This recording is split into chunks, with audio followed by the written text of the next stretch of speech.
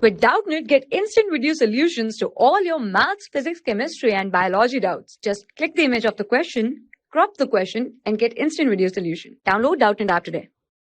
Hello everyone, so the question is state numerical value of frequency of oscillation of a seconds pendulum. Does it depend on the amplitude of oscillation? Alright, so it has asked for the frequency of seconds pendulum. What is seconds pendulum?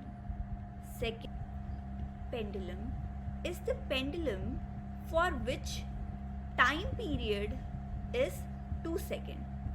Time period is 2 seconds.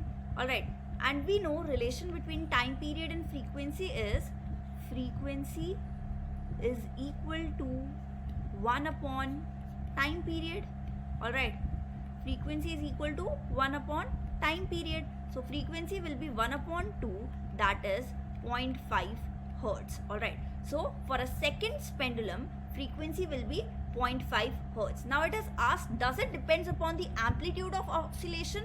No, it does not depend upon the amplitude of the oscillation, as time period depends only on length and gravitational length of pendulum and gravitational due to earth, gravitational acceleration due to earth.